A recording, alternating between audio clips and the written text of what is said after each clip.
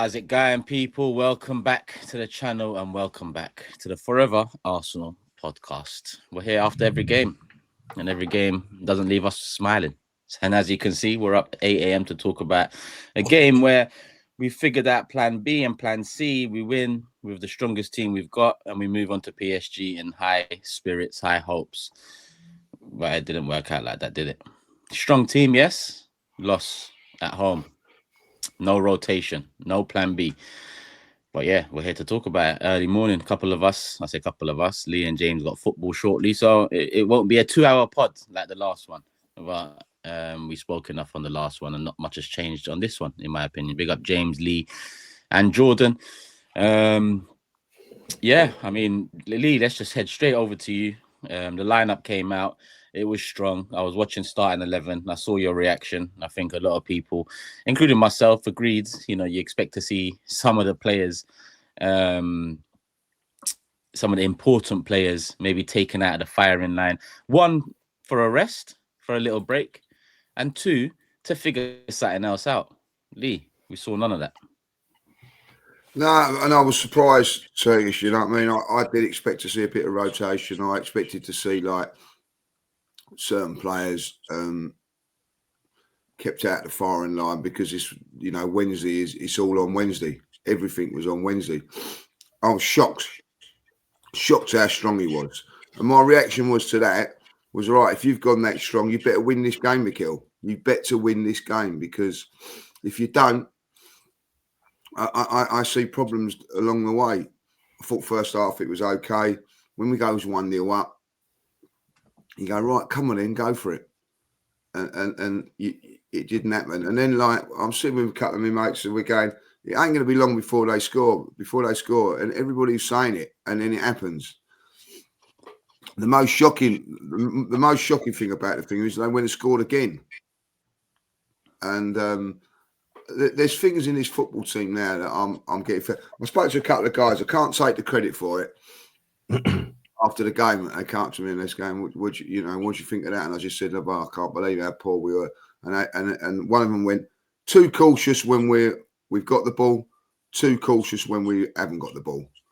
And I looked at that and I thought, you know what, you're right. And it was a poor performance. And some of the players, and I'll say it again now, I didn't know we signed the new centre back and a new ball playing player, creative player at the back in Raya. You know what I mean? Like, he played every position yesterday but goalkeeper. Absolute. Like, there's 5 minutes to go from the end of the game. We're 1-0. We're 2-1 down, and I can't think it was Kivior or gives him the ball. And he kicks. He plays it over. He overkicks it to Thomas Partey. What is he doing? Being our creative player in there, is there no one that can do that? Is Saliba can't do that or whatever?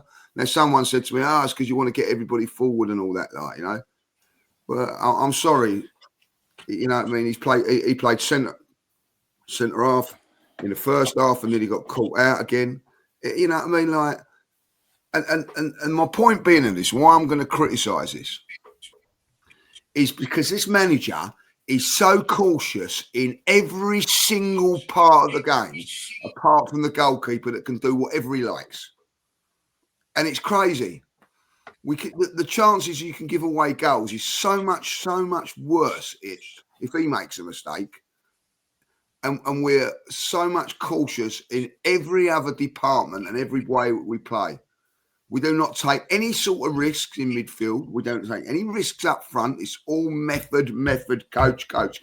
And then we have the goalkeeper running around like Tony Adams and Saliba in their heyday. Pathetic performance. And I'm now at the stage where I'm not going to say it, but the conversation's there. If he doesn't win on Wednesday, that, are you good enough to take us over the line? Are you good enough to get us where you are? It's been fantastic. There's no two ways about that. But at the end of the day, it's coming to the stage now where you might be a fantastic in the Championship as a player, but when you go into the Premier League, you're not quite got it. And at the end of the day, you get found out. And is he getting found out when it comes to the real thing now, getting us over the line? Now, I'm not criticising him or slagging this manager off if he can't get us over the line, because it's bloody hard to do. He's got us in a position where I never thought we was going to be for many a year. But every single home game, when there's pressure on it, we don't win. And I'm fed up with James Jordan more and more stats than me and Turkish. I know. How many games at home have I enjoyed this season? I reckon 1, 2, 3 maximum in the league. Maximum. That ain't right. 2 years ago, I was coming out there buzzing every single game. It was fantastic to watch, entertaining. I'm bored. I am bored watching Arsenal at this moment in time. Now, if I was winning 1-0, 2-1, 3-0, 0-1-0, 1-0, 1-0, 1-0, 1-0, 8, 10, 15 wins on the trot, I could understand it. But the way we're playing this boring crap football gets us this sort of result. 2-1, 2-2, 1-1, 0-0, 1-1, 2-1, 1-1, 2-2, 0-0, 0-0, 0-1, 0-2. It ain't good enough, boys. It's not good enough. And that yesterday, I'm sorry, I don't like them. Someone said to me, "Oh, you're always negative and all that." Yeah, let's be positive after that then. I'd love to be positive. You know what I mean? Like, but that yesterday, you know, if you go to the cinema like James did yesterday and you spend that money and you watch crap, well, you're going to come out and just dance and say, "Oh, it's great. I've really enjoyed it. Like, can't wait for the next instalment." No, you don't. You know what I mean? And that yesterday is a big love. We ain't getting second. We won't win next week at Liverpool. Newcastle, we might get a draw. We're going down, boys, to the last game of the season away to Southampton. And, you know, that shouldn't be the case, boys. I know, like, and don't get around the facts, right? Anybody turns around to me and says, "Oh, they got..." I only had a go at one of my mates yesterday when he went, "We got one eye on Wednesday. You can give him a pass." I said, if that is the case, what is he playing the 14 for? You know what I mean? Like, I'm sorry. I know he's annoyed about it as well, but like, it's down to him. He's the one. He doesn't let them off their reins at times. They're 1-0 up yesterday. And then when we're 1-1, he takes Declan Rice off. You know, so that was obviously planned, but it's just, you know what I mean? And the guy, when he come out of the team, we was a shambles, absolute shambles. But I don't know what to say, really. Like, you know what I mean? I don't like slagging the team off. I don't like criticising it. But you got to, when you put in performances like that, and I'll tell you what, it really gets my foot. You got people, the keyboard warriors, saying that you be positive and everything like that. They're not spending the money. They're not spending what I'm spending. And I don't really like to go down that route. But don't tell me not to be happy after a game like that. Please.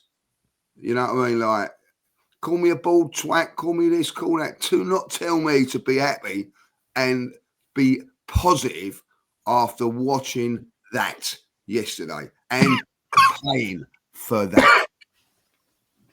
You know, on top of it as well, I just need to get this in while it's fresh in my head because I've got it up. I didn't get a chance before the show because it's an 8 a.m. show. And yeah, I mean, it was hard to get up for considering the performance. He said they have more legs than us, especially with players that were struggling in the final minutes. He also said the margins are very small. It's true that maybe we lacked, I don't know, maybe a little bit of freshness.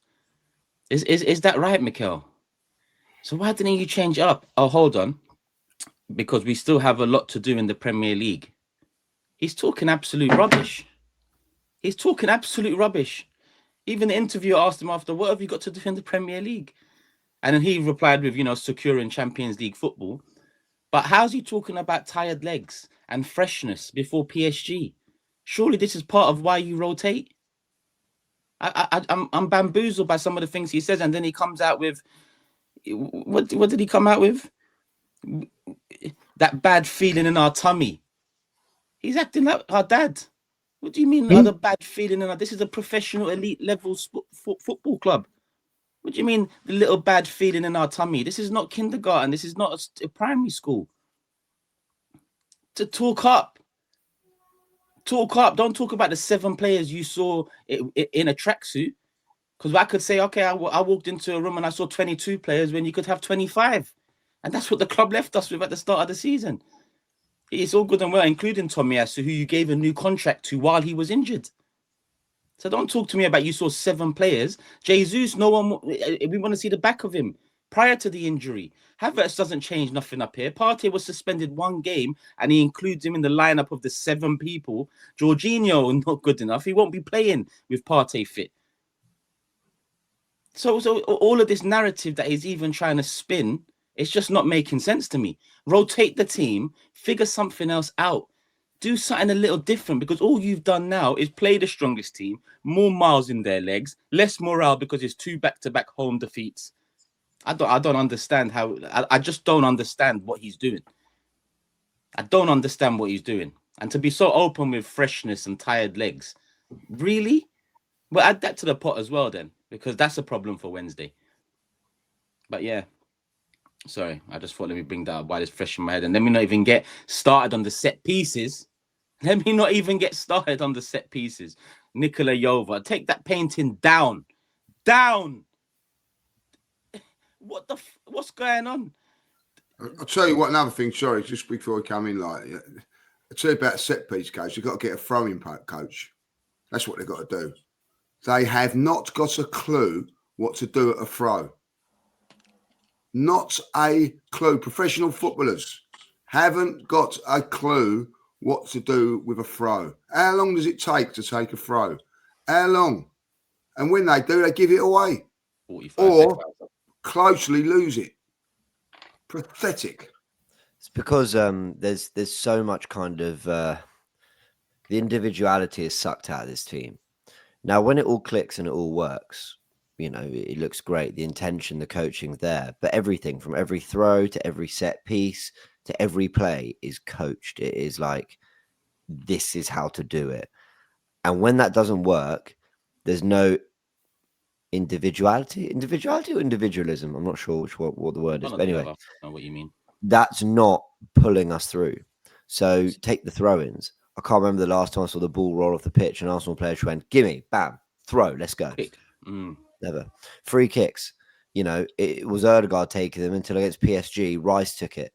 He just went, I have no idea if Nicholas Jova got off his seat and decided to actually give it to Declan Rice. But it just felt like the one moment where we went, actually, but you know why that goal was disallowed? Because we went with the same routine where the players are offside, but then they run to play themselves in. Look, and it's worked before, so I'm not going to be hypercritical about it. I'm just saying it's like everything seems to, if it doesn't work, everything's so coached, and when it works, it's like great. But, you know, at the moment, things aren't. And you know, yeah. You know what's funny as well? Sorry, but in that interview, have we all watched that Sky interview prior to the game? Can I be honest? I normally would. I didn't. Okay. I don't know why. I didn't want to. I just was like, you didn't. Get it. We're gonna win. We're gonna win in Paris. You know that one. Yeah, but he'll mention. Yeah, but he'll mention playing with.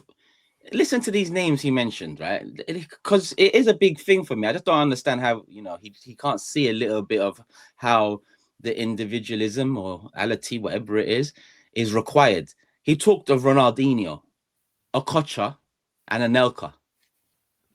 Right. Ronaldinho, Okocha, and Anelka. Now put Anelka aside, who's a maverick striker at the bet, you know, in his prime. Ronaldinho and Okocha.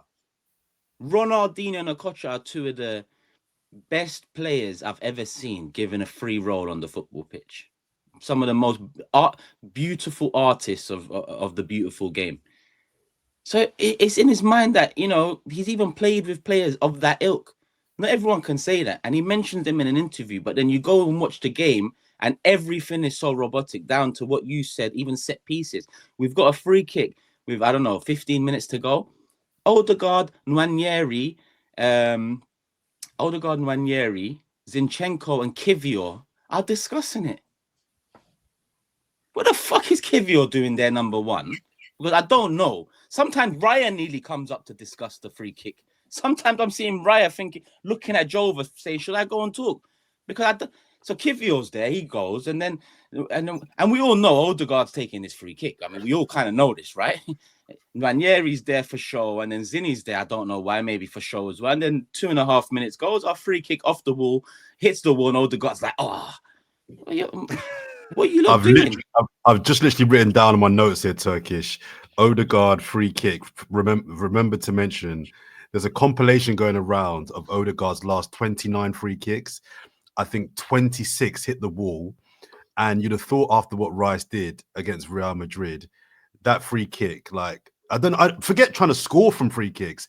His delivery is brilliant. So why is Rice not just Rice should be he was off the pitch. He was off the pitch. There, well, no, it must have been first half. There was a first half one then where he hit the wall. Oh, maybe. Oh no, you're talking about the cross into the box that hit the first player. Yeah. I remember that. Yeah, I'm like, forget trying to score from free kicks. Why is Rice not just our default free kick taker anyway?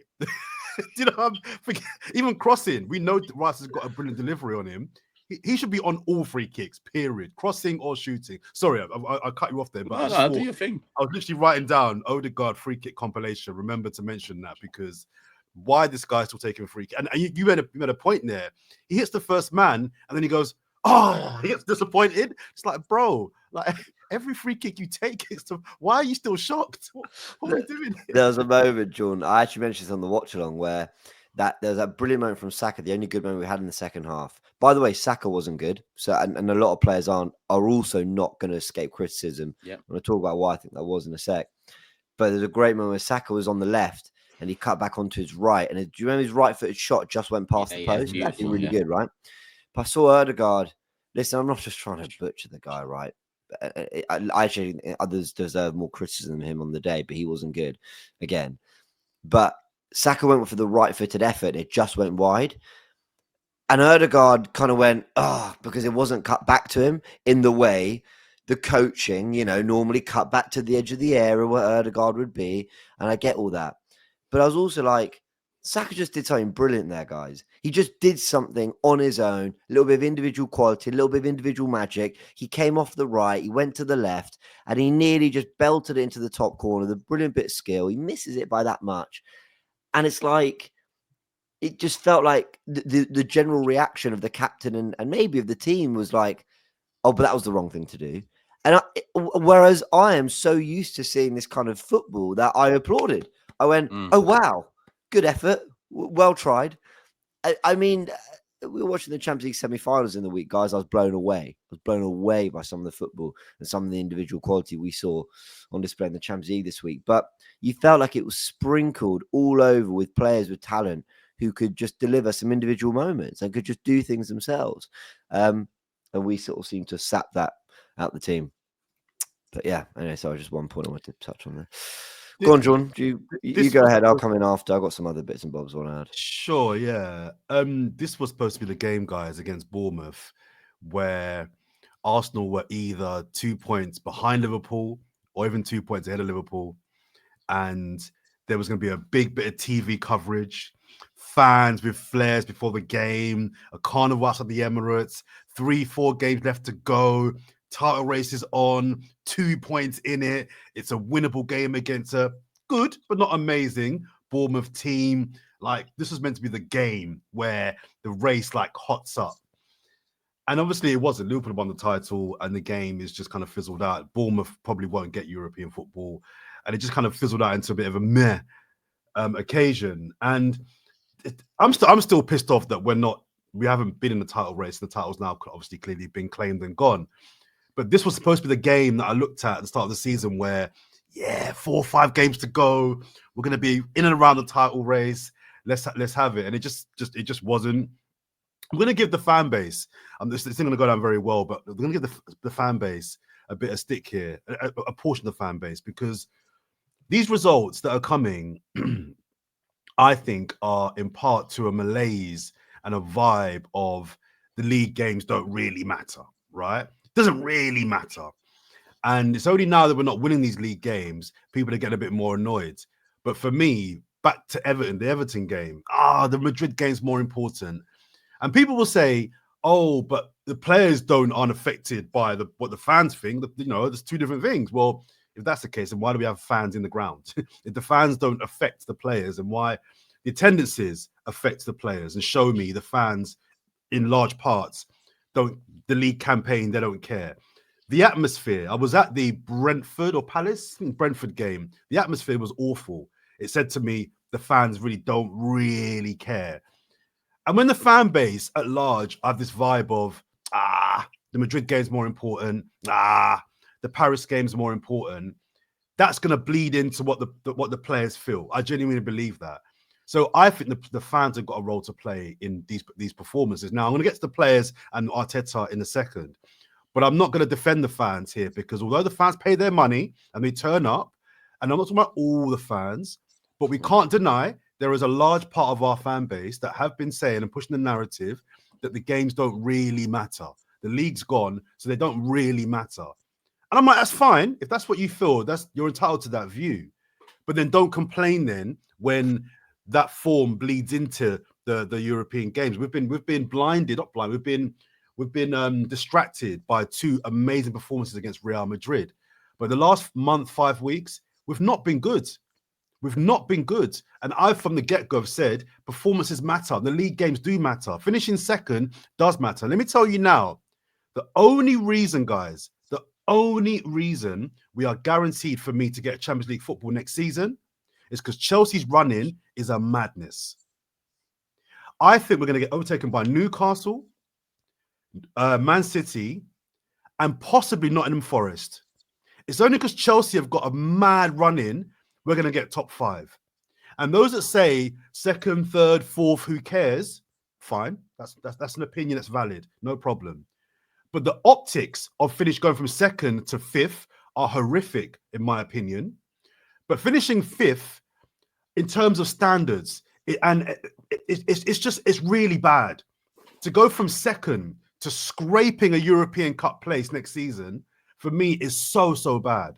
And that comes from this malaise and this vibe of, we can turn it on against Real Madrid, but the weekend doesn't really matter. Just whatever, get through it. It doesn't work like that. Every single game matters. Big clubs focus on the next game. They don't look ahead to Madrid. They don't look ahead to Paris. And for me, the only way I could give a slight pass in preparing and overlooking the league game is if second was locked off. If second was locked off and confirmed, I could maybe be a bit more sympathetic to the idea that the Paris game is the focus. But second is not locked off. It's never been locked off.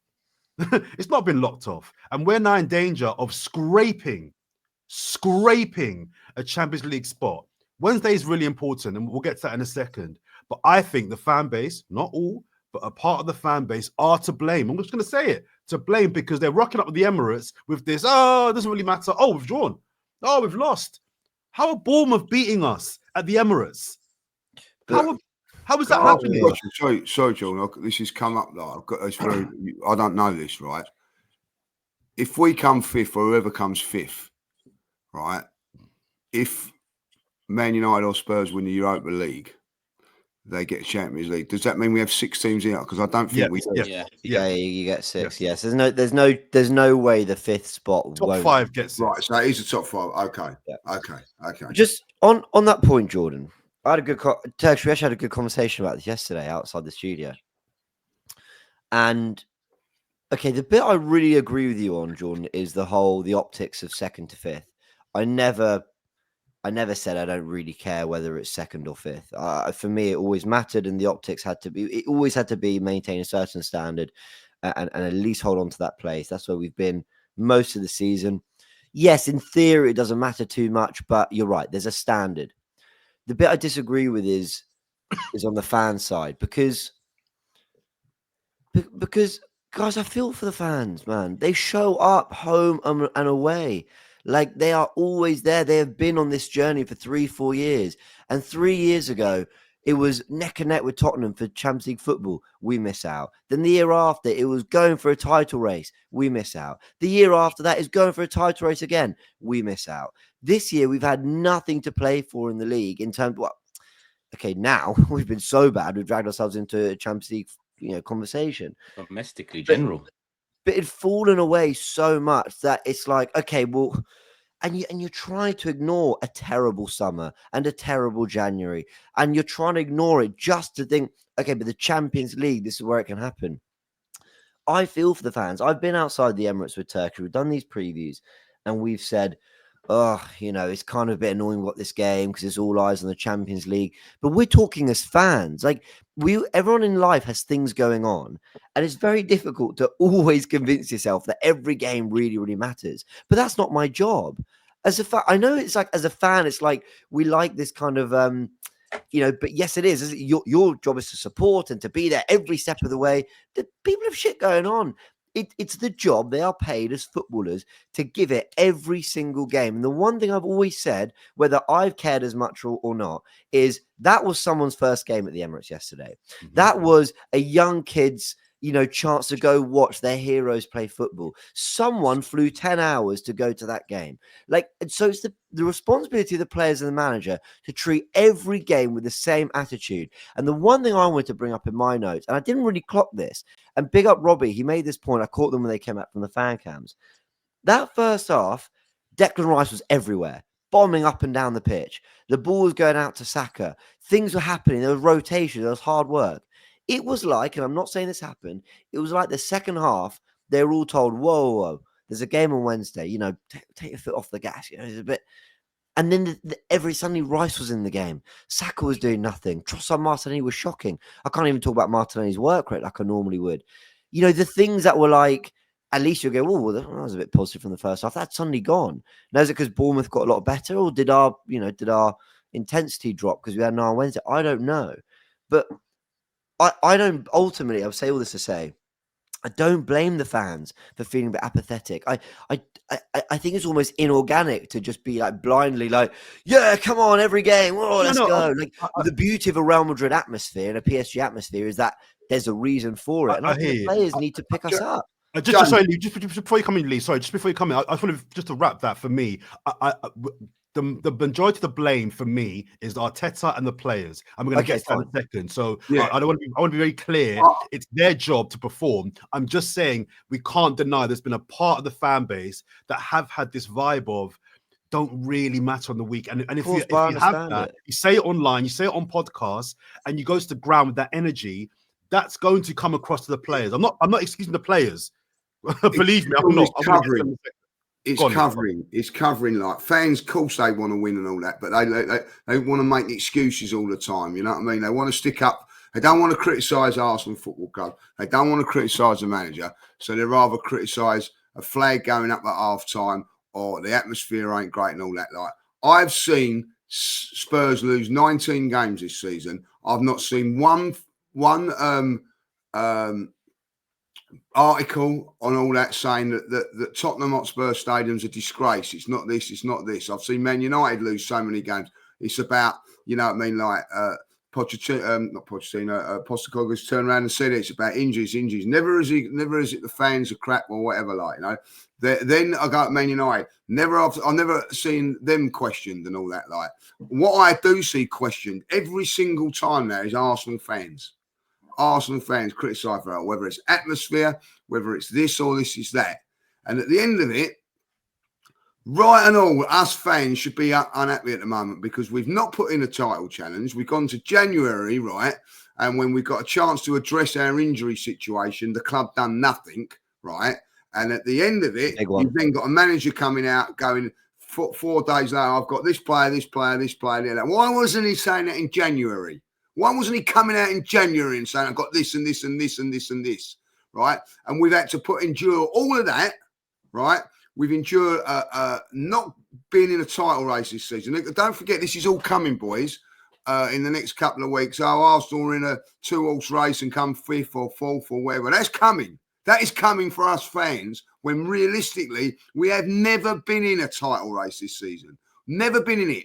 Never have we been in a title race this season. And the reason is because we've not had the right tools for the right job. And at the end of it, now, I'll tell you what, we'll now start blaming the fans. And at the end of the day, we go to that game yesterday, right? 1-0 up and in charge. And as James says, right, Saka does very well. Great ball from Miles Lewis-Skelly. We're playing really, really well. And then we come off a cliff again.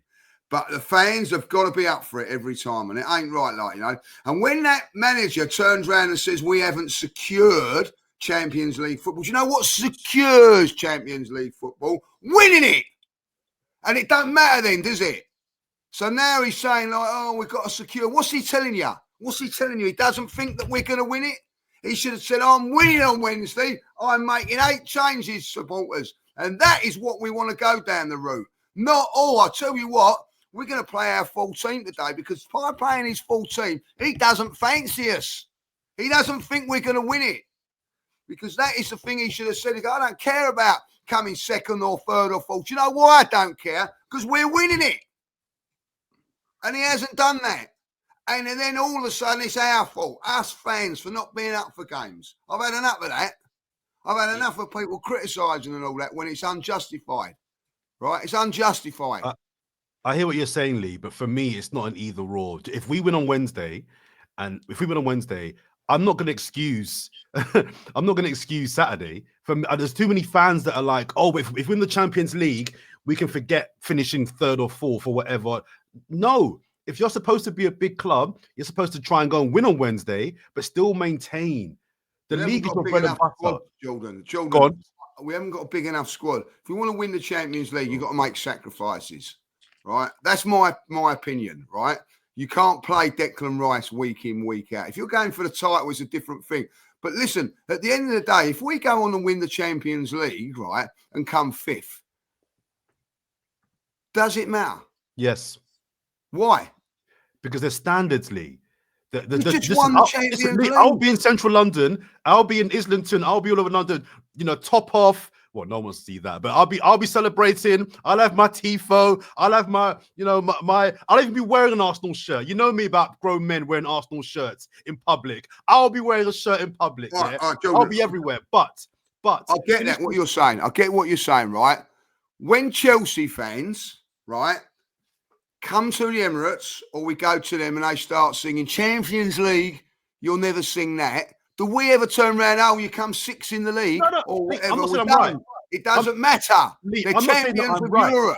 Lee, and that's what I'm getting to. Like, oh, you come 6th in the league, you come 6th in the league, it doesn't matter. Lee, I'm not saying that I'm right. I'm not saying that. I'm just saying from my view, Arsenal, as the club that we are, you don't get to just pick and choose. Oh, I get that. The league for me is more important than the Champions League. Now, we can't win the league. That's gone, right? But there still has to be a standard. And going forward, and we can talk about in pre-season and in the summer, going forward, we have to be, in this part of the season, in both competitions. So I want to set a standard from now that if we can't finish first, you better finish second and win the Champions League. It's not an either or for me. I expect both. I get what you're saying. It just doesn't work like that. But at the end of the day, come Wednesday then, right? And if they do go out, let's see where your standards are there on the manager then. You've got to come out. Believe me, I'll have a lot to say then. Right, that's why you've got to keep your powder dry a little bit. Look at what Pep said when asked about Arteta and second. He said second is not the target. That's why I disagree with you, Jordan, because I think I get what you're saying, but regardless, this season it's a what do they call it? A false positive or some shit like that? Because whoever finishes second, it's like a default second. No one else was good enough. At one point, I was saying Liverpool are clear, Arsenal are best of the rest, and then everyone else. Whoever finishes second now, it's not like you look back at the season and say, all right, we kept the set. Because even 98, 99 season, no Arsenal fan talks about that. We went to game week 38 that season. It went to Man United, Tottenham, and we played. I forgot who we played. And at halftime, we was winning the league and we lost the league. No one talks about that season, even though it was game week 38. We went to an FA Cup semi-final, lost to United. In the end, they won the treble. Maybe that plays a part in it. But essentially, second, third, fourth, fifth. I think Lee's right. If you win the Champions League, it will mask the league stuff, because I agree with you. League is the most important. It will mask it, but it's what we do after that if that was to be the case. But we are in a position now where if you say, all right, keep the standards up with second, I could say, what are our standards over the last 3 years? Good, but not good enough. Because that's what it would be. The standards needs to be winning something. So even if it sacrifices fifth to win the Champions League, which we've seen many a better manager than Arteta do, we saw Mourinho sacrifice the league for Europa League at Man United. And we've seen Champions League examples with Pep over the years. Not necessarily Klopp. I think Klopp has remained pretty at Liverpool. He was pretty consistent with his lineup through League and Champions League. But if Fergie used to rotate, so we've seen sacrifices made for the bigger picture, right? But no sacrifice has been made by Arteta, not just on the weekend, but every game from February. Since we beat City 5-1, we haven't rotated to find anything new. The internal solutions he talks about, there's like, where are they? Because Lee's right.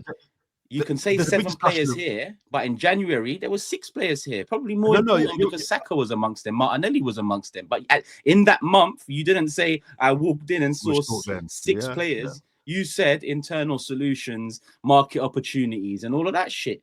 So it plays a part with the fans as well, because you can't feed a man shit. This season started with him telling us best owners in the world. Mm-hmm. That's what he told us, and it's ending with him telling us unfortunate 7-man injured. All of this, bring the violins out. Haaland's been injured for City the last month. They've won 5 or 6 games and brought themselves 3 points away from us. That's Haaland, not Havertz. Yeah. I take the point you're both making, that first of all, second is first loser, and if we win the Champions League, no one looks back on this season in 10 years' time and says, oh, but they finished 3rd or 4th. I take that point. I just think for me, it's about overall standards, and I'm in the minority. I accept. I actually think they need to kick up the arse, Jordan. So to be honest with you, second would mask the shit season. It would mask it. Because people will be like, we still finished second. We are still we're still nothing. Because to be honest, Man City, I need them to make Champions League football. Because if they had a season next season without champion, we ain't winning the league. We ain't winning the fucking league. But people forgot that. If City didn't have Champions League football going into next season, they win the league. I think a lot of this also is like almost karma on January. We just had that conversation about the fans there, Jordan. And we also need to remember that the club set the standard in January. However we feel about the fans, the players, whatever, the club set the standard, the expectation. And I said it back then. We all said it back then. None of this is clever analysis. They pissed away the season the day they decided not to sign someone.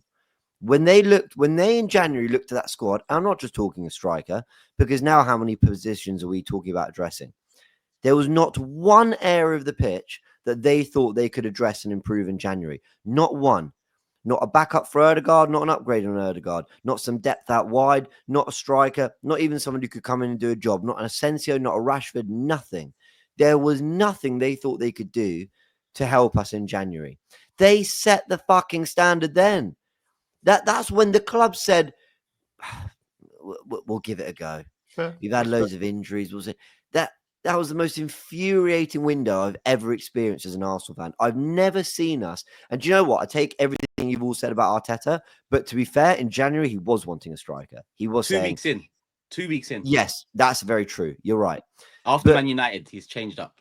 Sure, but even he had to get fucking desperate and be like, of course. Guys, I mean, what a fucking shambles that all was. And they probably told themselves, we want to get the Berta appointment right, so we'll take our time there. And well, if it's not quite the one guy, I think they thought they were just going to stroll to second place.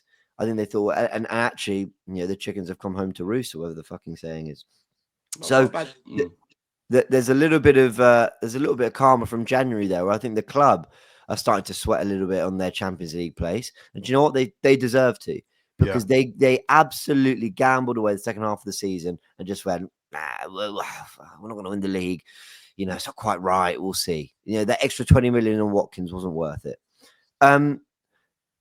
Arteta, the next one we're to make, Arteta fundamentally has a problem juggling multiple competitions. That has been true since the day he arrived.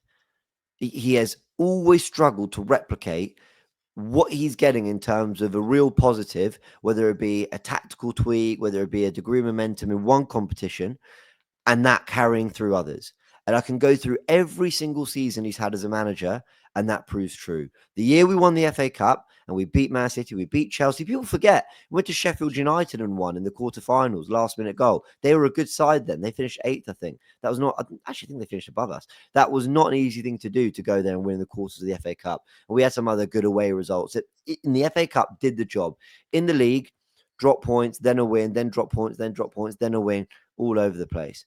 Second season, same with the Europa League run, couldn't get momentum in the league. The year after that, going for Champions League football, we go out all the other competitions. The year after that, we're actually going for the title, but we get knocked out by Sporting.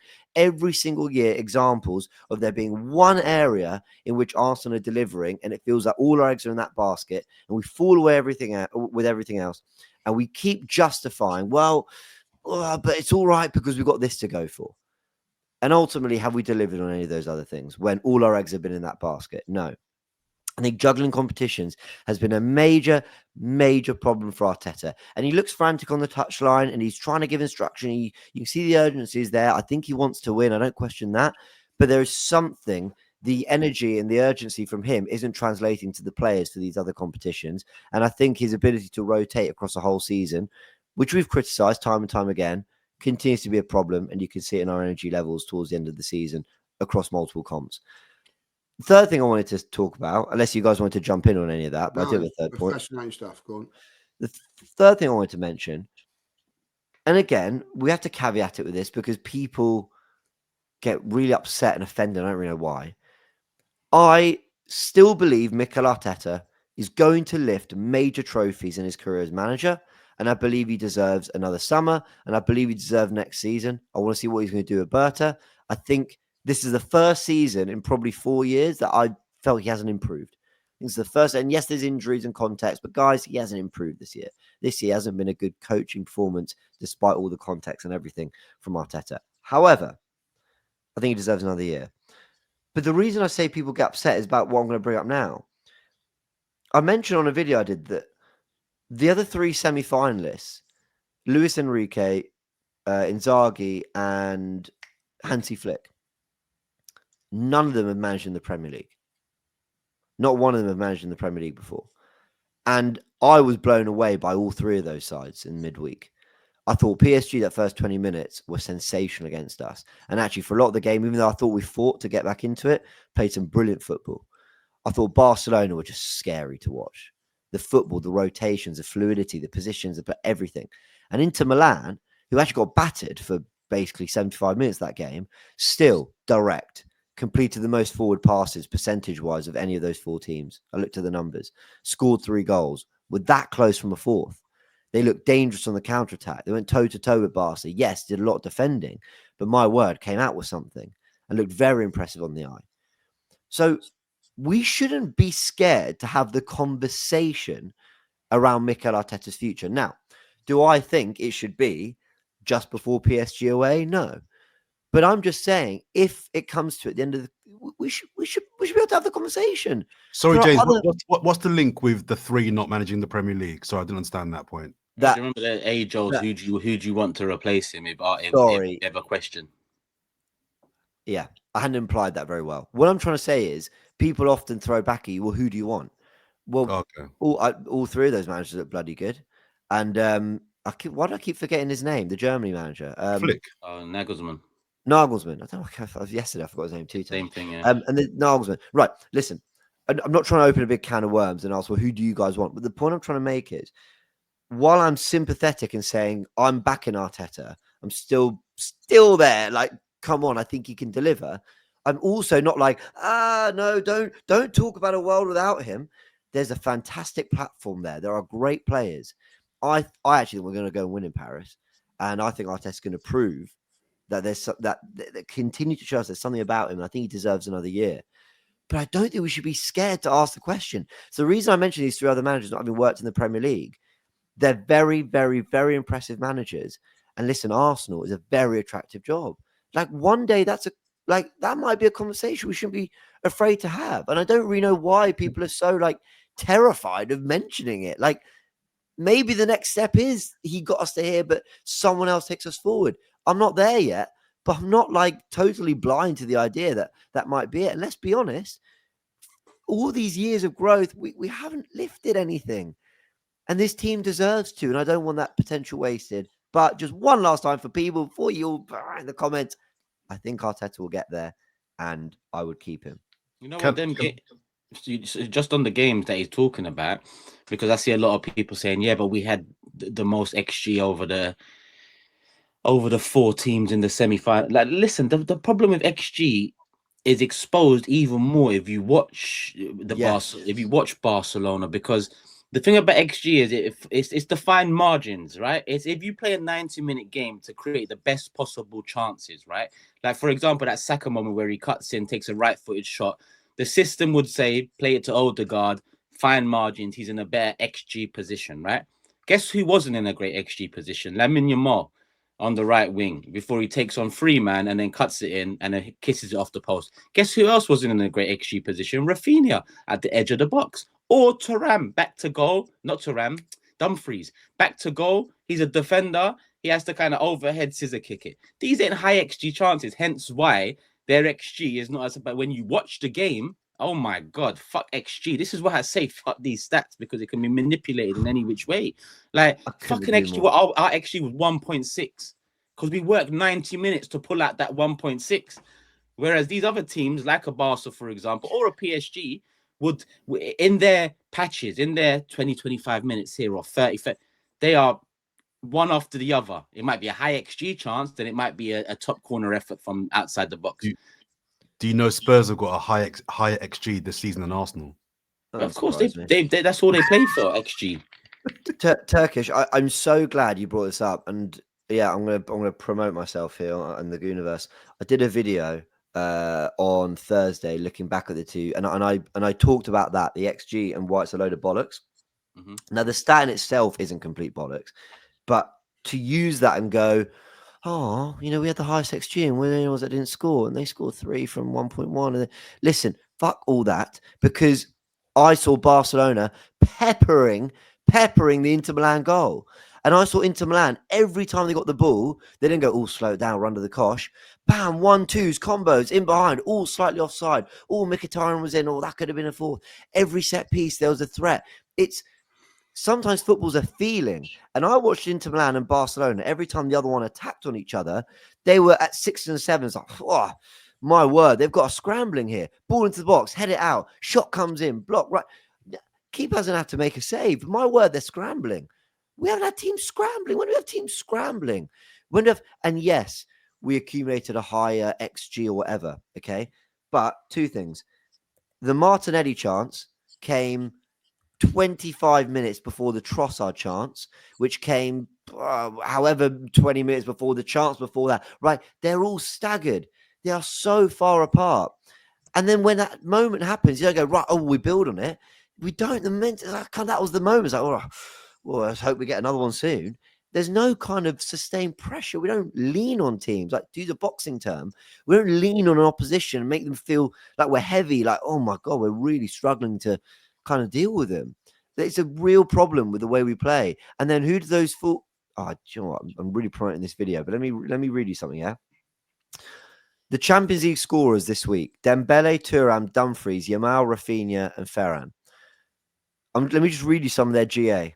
Dembele, 45 for the season. Thuram, 27 for the season. Dumfries, 14. Yamal, 39. Rafinha, 55. Ferran Torres, who's behind Lewandowski with 23 goals and assists. Our 2 chances fell to Trossard and Martinelli, who have 18 and 15. So only Dumfries, a wing-back, had less. And so the point I was trying to make there is those big moments fell to players who are not used to putting the ball in the back of the net. These guys who delivered in midweek for these other clubs, they are getting goals and assists and output all the time. It's what they do. We are so lacking in individual brilliance and quality and relentless attacking threat. And then you get some idiot that'd be like, oh, but we got Havertz missing. Shut up. On the XG thing, XG in itself, briefly. Look at this man here. He's ready. Sorry. Go on, Lee. He's one of the Havertz missing guys. Oh, sorry. Just quickly, the XG thing. XG is a credible stat. The implementation is the problem. XG is meant to be over a course of a season. People use XG game by game. You're not meant to use XG game by game. Yeah, you're right. people use it in the wrong way. You're spot on. You know what I mean? XG should be on the back of a car. That's where it should be. That's the end of it. But anyway, enough of the Sorry, XG. no, Jordan, you're so right. Sorry, just you're spot on. And actually, game by game, sometimes it can give you an idea. If it's 4.6 to a team 0.5, you're like, how do we draw 1-1? Okay, right, cool. But you're right. When there's kind of not a lot in it, you look at it over a season, it can maybe tell you. And really, again, that's XG difference for the amount of chances, for the amount you've conceded. Then it gives you an idea for, actually, we've been a bit unlucky, whatever. You're so right. Just one game against PSG in a Champions League where there's such fine margins. Don't bother. Don't bother. Watch the games. The players and managers are too talented to be staring at the numbers too much for those kind of games. Just a couple of quick points. I know we're short on time. On back to the game itself. I want to give credit to the Flirter. I thought in the first half, the Flirter was really good. I think he was the only player doing his job. He was really lively, took on his players, got some shots off. He was a real threat. So I want to give him some credit.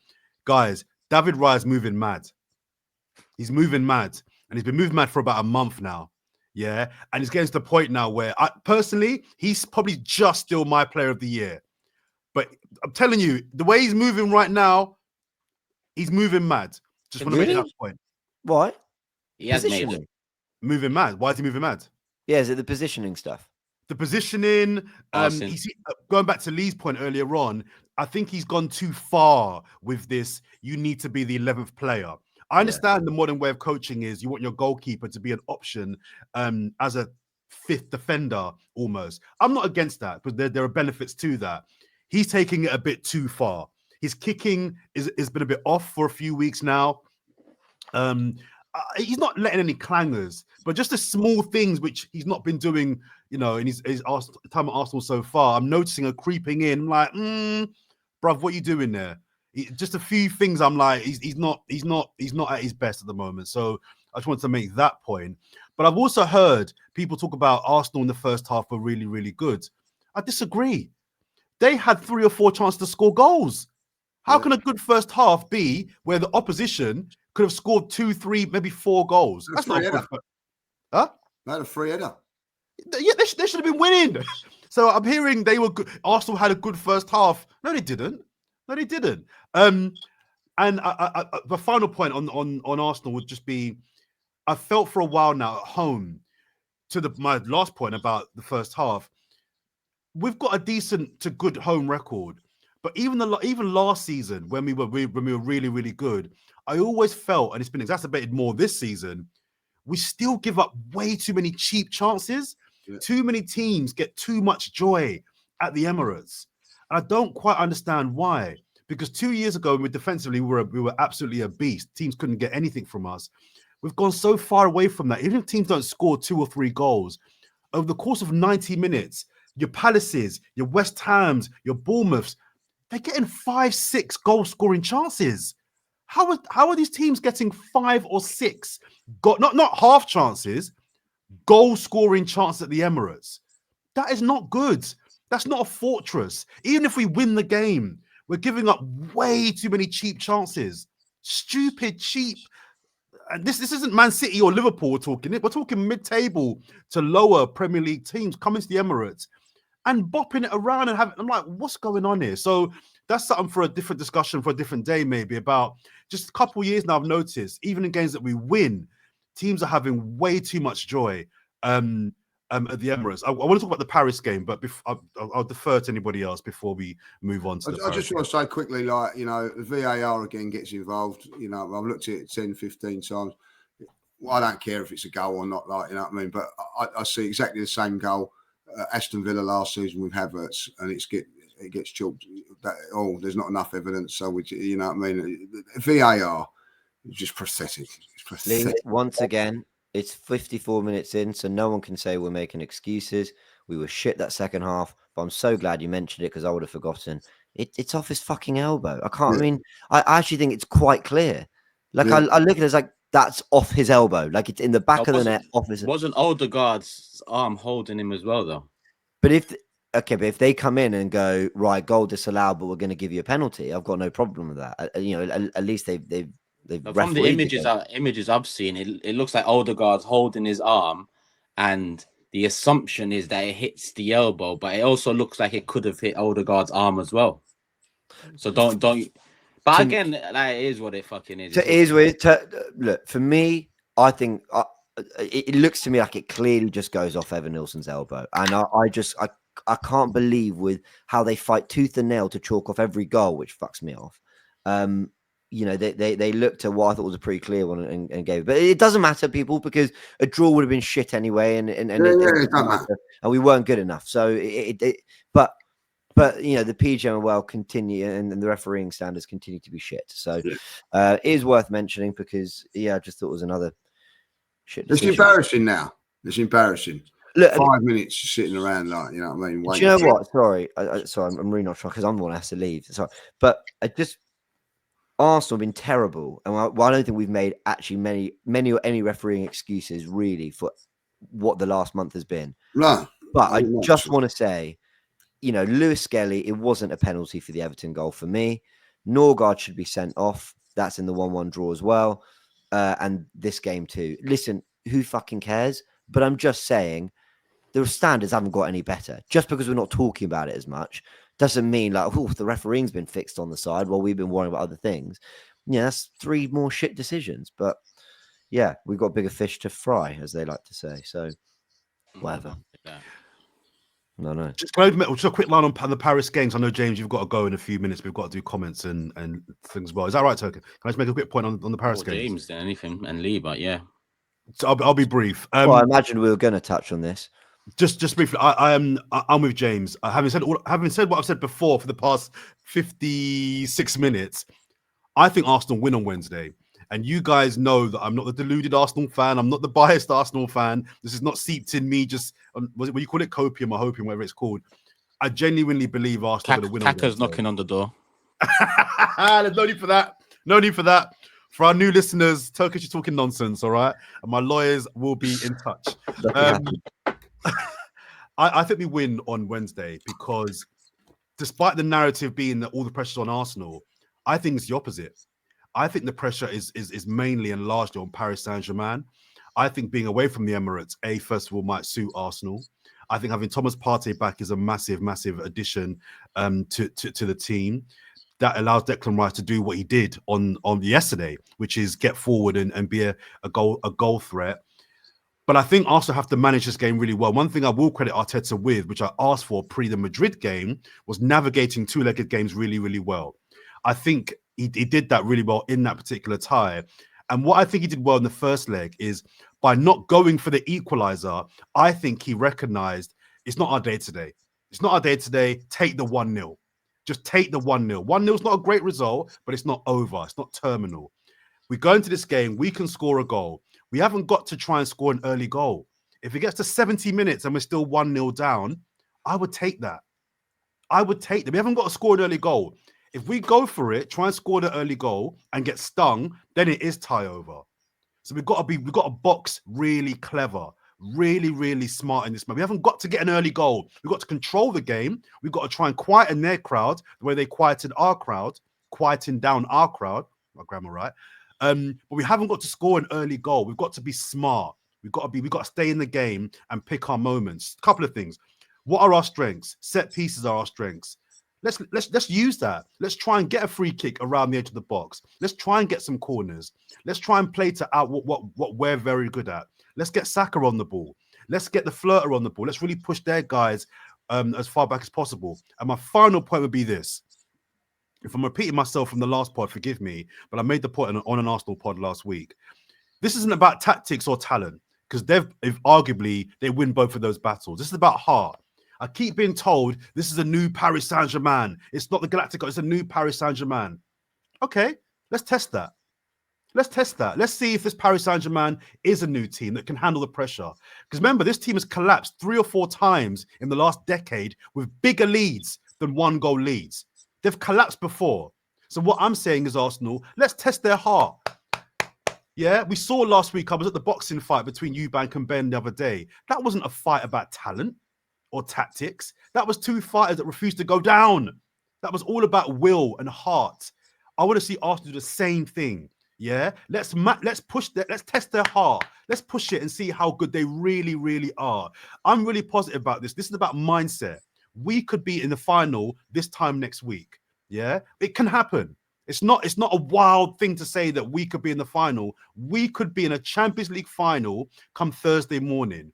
But we've got to box clever and we've got to match their heart, if not push it even further. Paris are not on them. They're a very good team. This isn't pomp Real Madrid. This is not prime Barcelona. This is not Man United under Fergie. This is a very good Paris team, but we are a good team. And the whole mentality needs to go into this game of, we're going to win this game. We're going through. Not this, oh, let's see what we can do, remontada. No, forget all that nonsense. We can win this game, but we've got to box clever and we've got to step up and we've got to do something we've not done before all season, which is really be 8, 9 out of 10 across the board. Because apart from the Real Madrid games, I've not seen it from Arsenal at all this season. And maybe the Man City game as well. We can win this game, boys. We've got to, as fans and as players, believe that we can do it. It's only one goal, but everyone's got to deliver. No foolish red cards, no stupidness, no getting overawed, no early goals conceded. Box smart, show heart. Done. I need what I needed. It's too late now. I needed Mikel to have a little bit more emotion, you know. Guys, sorry, just quickly, you lot carry on. I'll just turn my camera off. I'll keep listening and I'll jump in with my score prediction. I just need to get some bits and bobs together so I can shoot off. But carry on. Yeah, I need a bit more emotion because we're a controlling side. We're a more defensively orientated side. But it's just like when I look at examples of the past of similar setups, right? Like a Diego Simeone Atletico, right? They heavily rely on the emotional side of things that Simeone brings and the fan base links up with, and you know, the siege mentality. Or Inter Milan, Jose Mourinho. I never heard these managers saying there's a funny feeling in our tummy. Why is that? Why does it feel so childish with Arsenal all the time? Why does it feel like they're talking down to kids? We've got a funny feeling in our tummy. Let's use that anger and frustration on Wednesday. Where's the real fucking emotion that Jose used to bring, it Diego used to bring? And I'm talking about defensive managers here. Now, you said control the game, contain them. You can't control and contain magic for 90 minutes. And that's the problem. We have no magic unless it's a set piece. Barca have an abundance of magic. PSG have an abundance of magic. You know, Inter are more like us, but they've also shown against Barca they can switch it up to, in the 15 minutes they have, create enough chances to get goals. So I agree with you. We need to contain, control, but what we do off the back of that, again, funny feeling in our tummy. Like, I'm not your son. Like, we're not your kids. Like, come on, seriously, this is a grown adults game. Yeah, we're talking about the grown men's sport right now. I don't want to be hearing our manager say we've got a funny feeling in our tummy. Like, we're about to shit it all out in a couple of days. I'll give him a slight pass, or maybe English being his second language. We know what he's trying to say. The language sounds a little bit childish. Mikel's been here for second language. It's probably. No, I accept that. I accept that. 1.1. You know, bro. I'm trying. He knows what he's doing. Just build sign. But listen, time running out. Sorry. Lee's got to go in a couple of minutes as well. We'll be back after PSG on the Thursday, maybe, depending on when me and Lee get back from Paris. I still haven't got a ticket, people. So if there's any plugs out there, let me know. This is the table. No change. Everyone's where they are. No one got a point. James is top, Jordan second, Lee's third, I'm fourth. And we've got PSG to predict. So James said he is listening. I'm it. Yeah, we're just at the predictions, my bro. No, I was keeping up with all that. Just getting my stuff together. 3-1 Arsenal. Oh, that's 3-1 Arsenal. I know, what a tosser, right? Jordan. That was gonna be score, James. Come on, Jordan. 2-1 Paris. We went from 3-1 Arsenal to 2-1 Paris. Lee. 2-0 Arsenal. 3-1 Arsenal. 2-1 Paris Saint-Germain. 2-0 Arsenal. I'm going to go for something different. Socials, listen. My prediction is no comment. Yeah, can you put no comment by my prediction for the socials this time? I just want to see how this one goes down with the fucking idiots on X and social media. No comment. That's my prediction. I'm not getting the point. Fine, fucking look at me in the table. Can I have your point? Can I take your point? Is that? Nah, we don't just give it away willy-nilly like that. But yeah, my prediction one more time is no comment. Yeah. PSG, there we go. No. Arsenal comment. There we go. There we go. The result is in. All right, cool. I mean, we're running out of time. Does anyone have comments to pick out? No. Oh, I've got to go, boys. I've got to go. Like, you know what I mean? Okay, there you go. Comments. Sorry, people. We've all kind of rushed to make this one happen because we couldn't. I've got 4 comments here, but we'll wait. It's fine. Well, no, please go. I can sit listen to the comments for 2 minutes. No, I've got to go, but I'm going to go. Like, yeah, because I've got to go. Like, yeah. So love you, Lee. Lee. Take care, boys. Bye. Nice one, Lee. Point deduction. Thank you. Yeah, part-timer there. Yeah, 1 point off Lee. Thank you. Nice one. Go on, John. I'll give you 2 minutes to read out. No. No. Honestly, I was joking. We can wait. You gotta go. I've just got one that I need to get in, and I'm gonna wrap it up. Makes me sick. A guy like Turkish who only goes to big games is calling out Odegaard. This guy's too busy with his transplant. I'll see you at the Emirates, big boy. You're not the player's dad. Yeah. Don't let your love for a player get you smacked up. That's what I'm gonna tell you about. See you at the Emirates, big boy. Don't let. This is crazy to me. Grow up. That's a nuts comment. What? From Ryan Ashby. There's his name as well. Grow up. Message me on Instagram or Twitter with your picture up instead of leaving a comment saying "See you at the Emirates, big boy." How about that, big boy? Fucking idiot. Go on. Any more? I just want to big up. No, I don't get it. I just don't understand people like that. Do you get what I'm saying? Are you his mad. fucking dad? Are you his dad? It's mad. Like, what the hell? Shut the hell up. It's mad. I just want to big up all the people at Shoreditch House on the weekend that were big fans of the podcast, that were showing love. So I can't remember all your names, but there was a lot of people at Shoreditch House over the weekend that was loving the pod. So big up all the Arsenal fans. Nice one. On that note, people, if you want to threaten Come me, on, we're gonna do it.